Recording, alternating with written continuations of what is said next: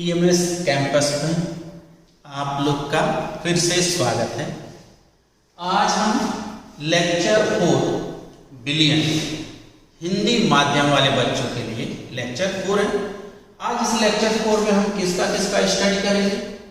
मूलता और नॉर्मलता में संबंध, फॉर्मलता, बिलियन का ग्राम प्रति लीटर में सांद्रता और लास्ट टॉपिक है क्या? मोल प्रभार किसी को कहते हैं मोल अंश।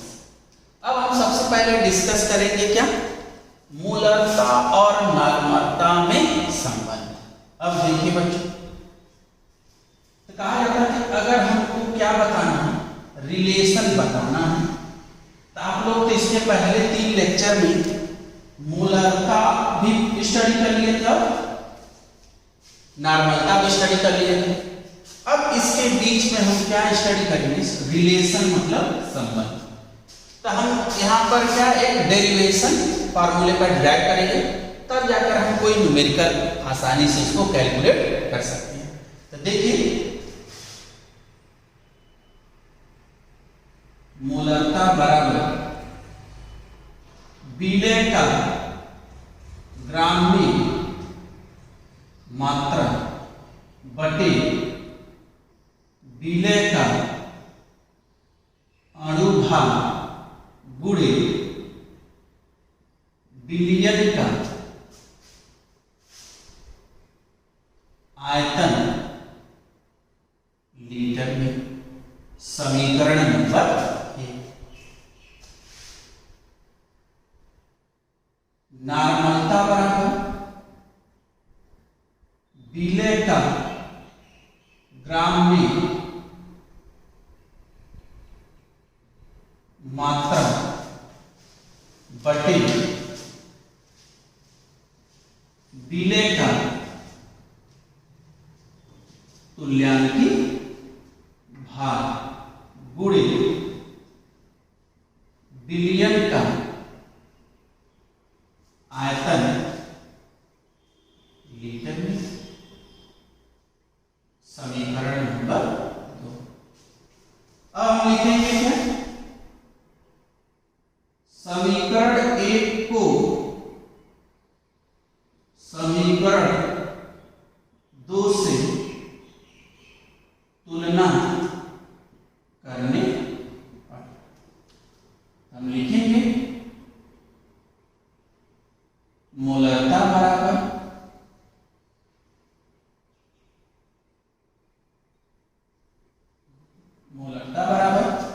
पहले लिख ले रहे हैं विलेय का ग्राम में मात्रा बटे विलेय का अणुभार गुणे बिलियन का आयतन लीटर में बटे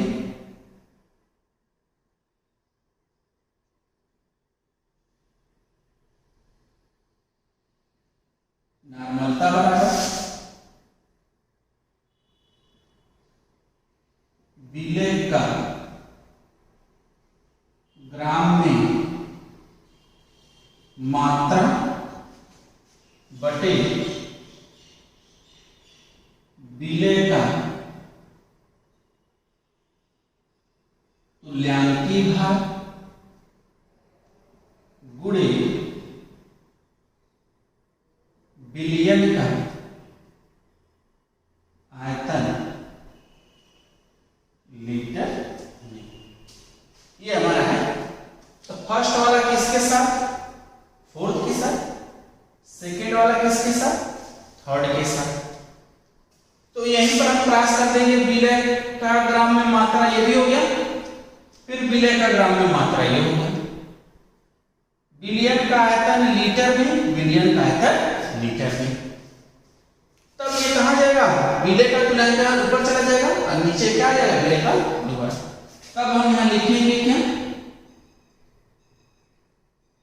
मूलता बराबर मूलता बटे नॉर्मलता बराबर विलेय का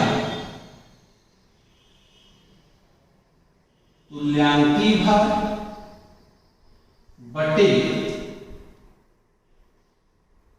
विलेय का अणु भार। ये हो गया। हमको फार्मूला ड्राइव करना है, क्रॉस कर देंगे। जब हम क्रॉस करेंगे तो हमको ऊपर क्या लिखना होगा,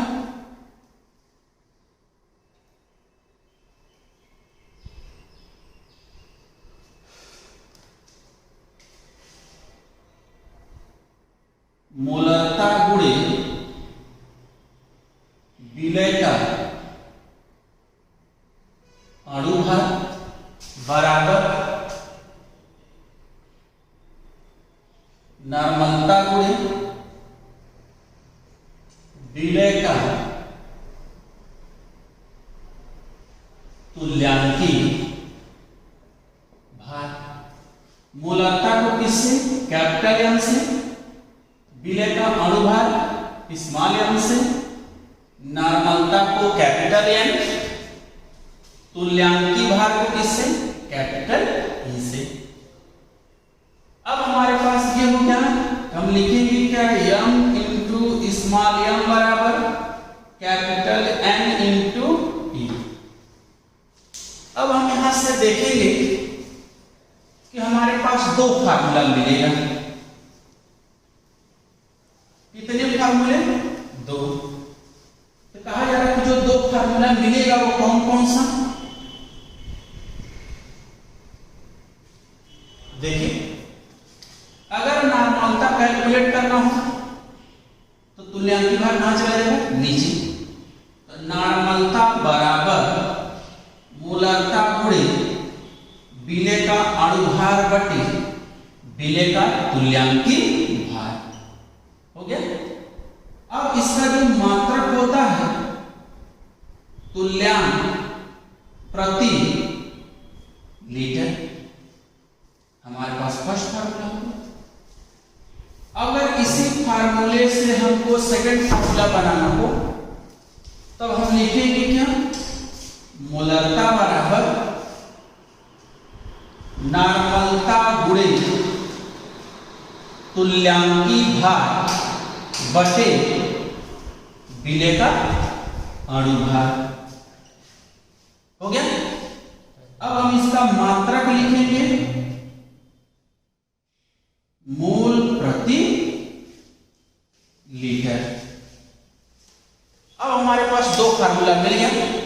इन दो फार्मूले से अगर हमको न्यूमेरिकल कैलकुलेट करना है तो हम आसानी से इन दोनों फार्मूले से हम एक एक न्यूमेरिकल कैलकुलेट कर सकते हैं।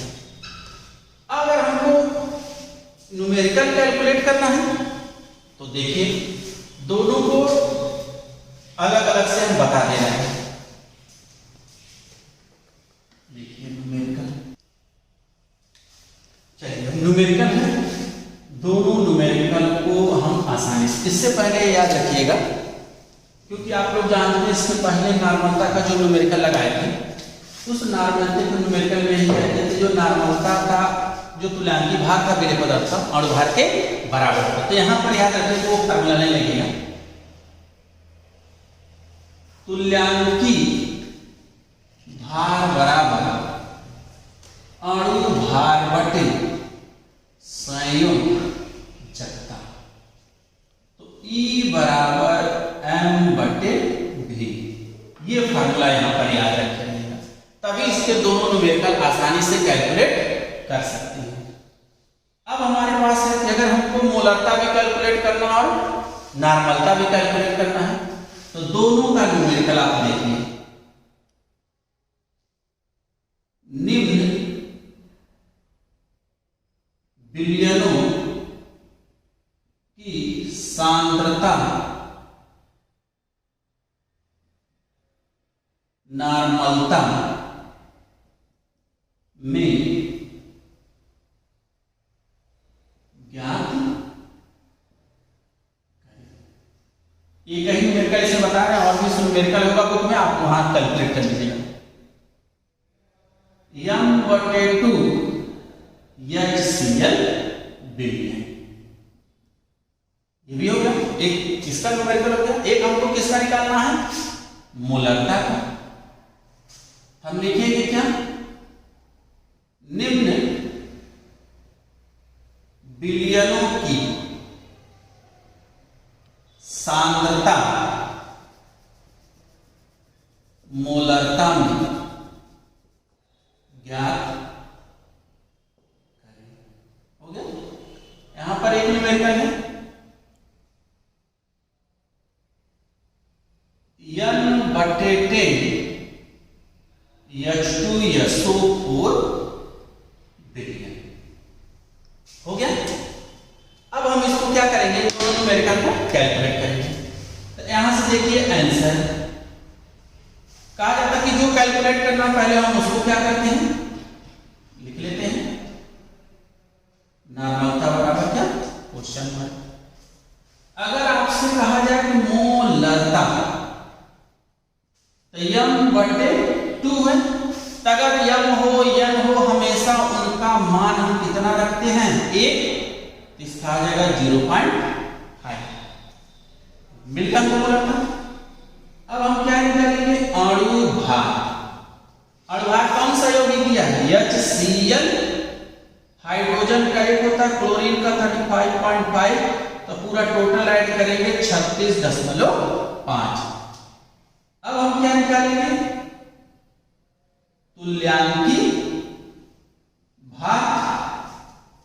आप जानते हैं तुल्यांकी भार बराबर अणु भार बटे संयोजकता।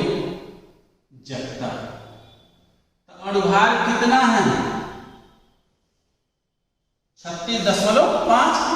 अब हमारे पास संयोजकता किसका देखेंगे, हाइड्रोजन का 1 हो गया, तो तुल्यांकी भार भी कितना हो जाएगा, 36.5। अब हमारे पास जो फार्मूला है, तो नॉर्मलता इज इक्वल टू होता है क्या, capital M into small m upon capital E। तो 0.2 इंटू 36.5, तो तुल्यांकी भार भी कितना है, 36.5। इक्वल वैल्यू क्रॉस हो गया।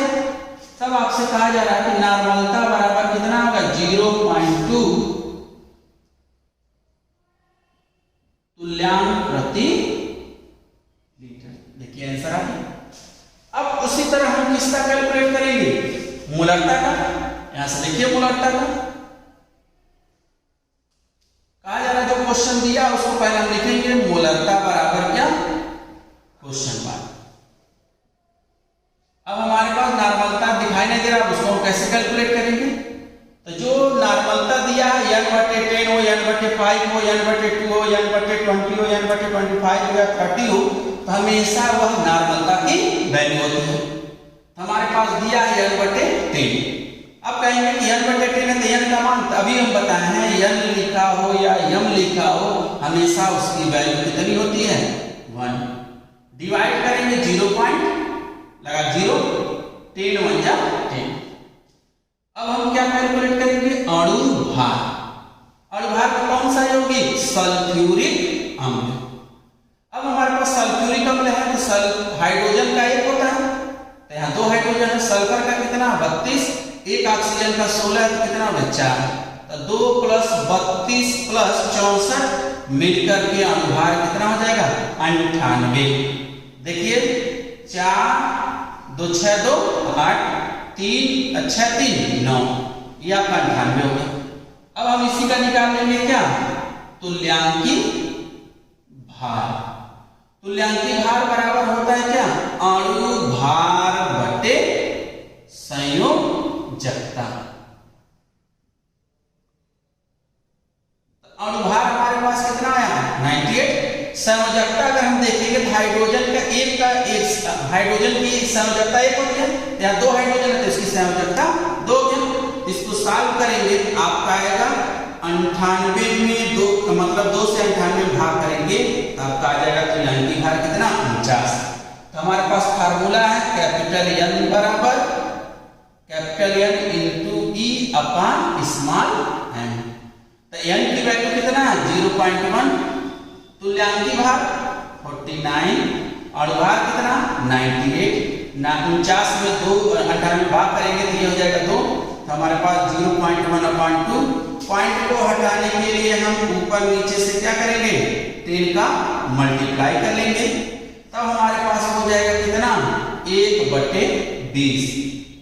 दशमलव अगर 0 बढ़ा दिया तब भी नहीं जाएगा, एक 0 यहाँ बढ़ाएंगे तो हो जाएगा 20/2500।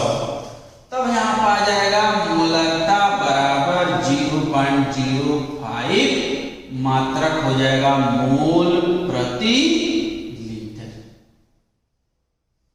ये आपका दोनों आंसर देख लीजिए, दोनों तरह का न्यूमेरिकल। इसको आसानी से, ये तो हम इतना डिस्क्रिप्शन किए हैं, अगर 2-4 क्वेश्चन लगा लेंगे तो आपको उतना ज्यादा डिस्क्रिप्शन नहीं करना, डायरेक्ट देखकर ही आंसर लिख लेंगे। हो गया। अब हम नेक्स्ट टॉपिक में स्टार्ट करेंगे, ठीक है। हो गया।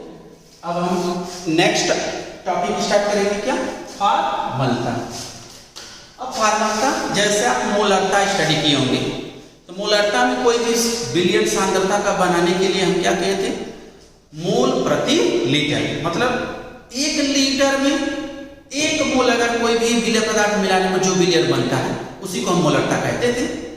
उसी के आधार पर फार्मलता भी लागू करता है।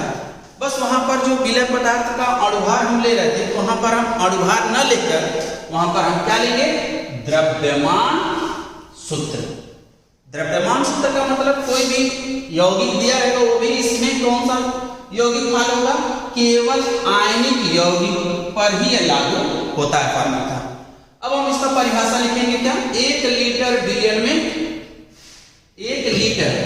में उपस्थित विलय पदार्थ के ग्राम द्रव्यमान सूत्र की संख्या के सांद्रता को फार्मलता कहते हैं, जिसे कैपिटल F से प्रदर्शित करते हैं। ये तो परिभाषा हो गया, इसे हम कैपिटल F से प्रदर्शित करते हैं।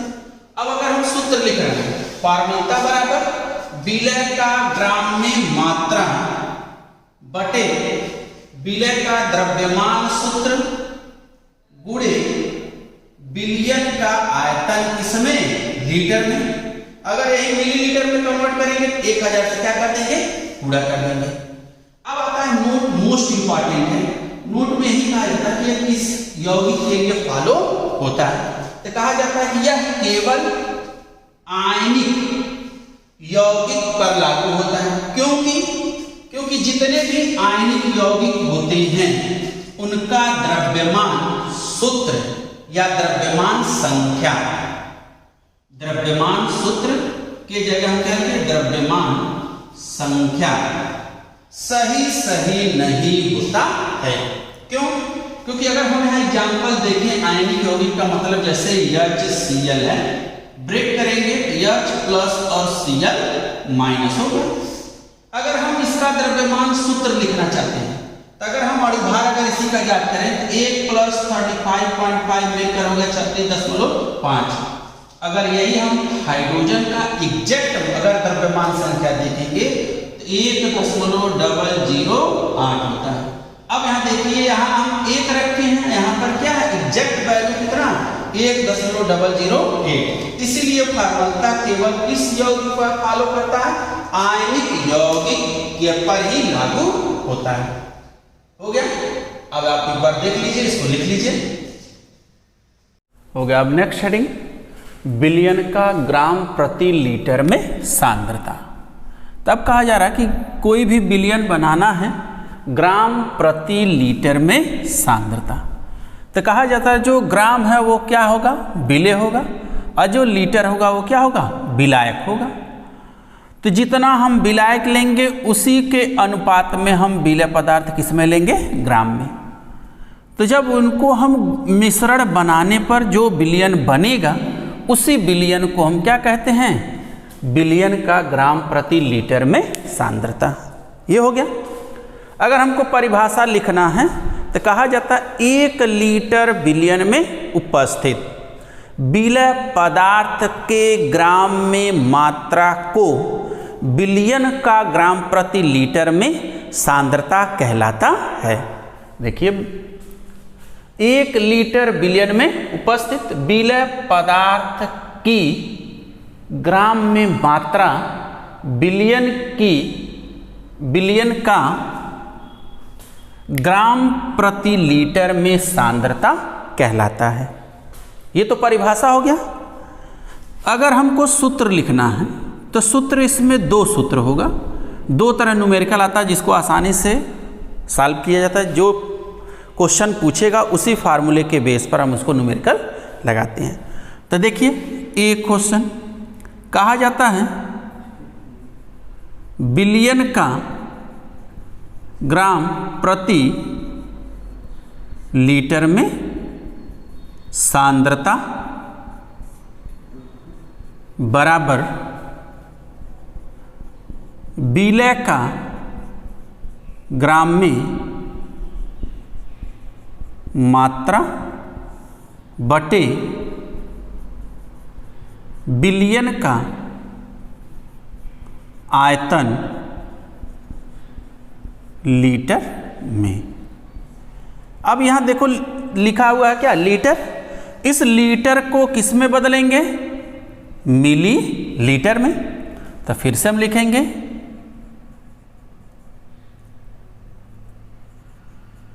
बिलियन का ग्राम प्रति लीटर में सांद्रता बराबर विलय का ग्राम में मात्रा बटे बिलियन का आयतन मिली लीटर में गुणे क्या 1000। ये हमारा फर्स्ट फार्मूला हो गया ए। ठीक। अगर हमको बीफ दूसरे टाइप का यही ग्राम प्रति लीटर में सांद्रता का अगर कैलकुलेट करने के लिए कहते तो बी का है बिलियन का ग्राम प्रति लीटर में सांद्रता बराबर मोलरता गुणे पदार्थ का अणु भार।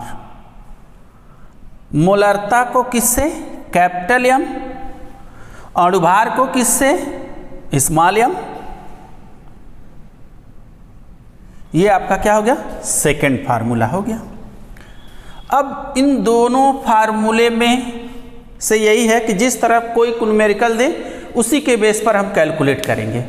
अब हम एक क्या करेंगे, एक न्यूमेरिकल लगाएंगे।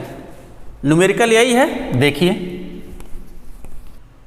हो गया। अभी हमारे पास क्या है 0.2 m सल्फ्यूरिक अम्ल के बिलियन का ग्राम प्रति लीटर में सांद्रता ज्ञात कीजिए।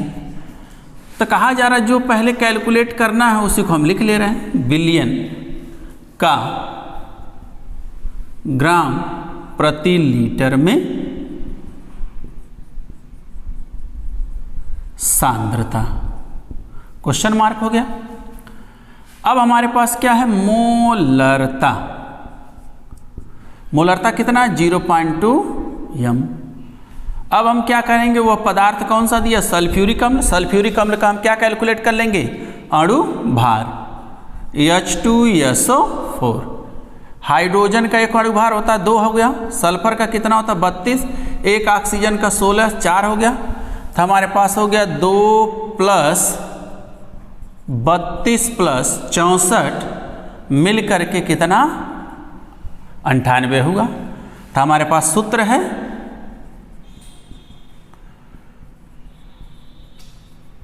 बिलियन का ग्राम प्रति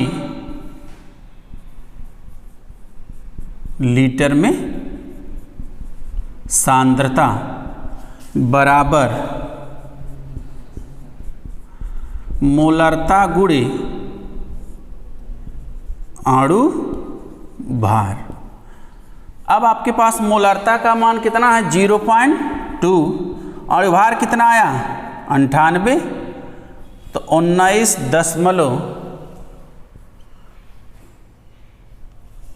19.6 आया। तो ये आपका हो गया बिलियन का ग्राम प्रति लीटर में सांद्रता का आंसर। कहा जाता है इसका मात्रक क्या होगा, तो जो बिलियन का ग्राम प्रति लीटर में सांद्रता दिया है तो इसका मात्रक हो जाएगा क्या ग्राम प्रति लीटर। क्या लिखेंगे ग्राम प्रति लीटर हो गया। अगर ये नहीं लिखना है तो लिखिएगा ग्राम प्रति लीटर इनवर्स हो गया। अब इसको देख लीजिए अच्छे से। फिर उसके बाद हो गया, आप लोग देख लिए होंगे। अगर इस लेक्चर में चौथे लेक्चर में अगर कोई भी डाउटफुल हो इस लेक्चर में, तो आप उस डाउट को क्लियर करने के लिए नेक्स्ट लेक्चर में करेंगे, तो कमेंट बॉक्स में आप जरूर से कमेंट कीजिए। नेक्स्ट लेक्चर में आपका जो भी डाउट होगा हम उसको क्या कर देंगे क्लियर कर देंगे।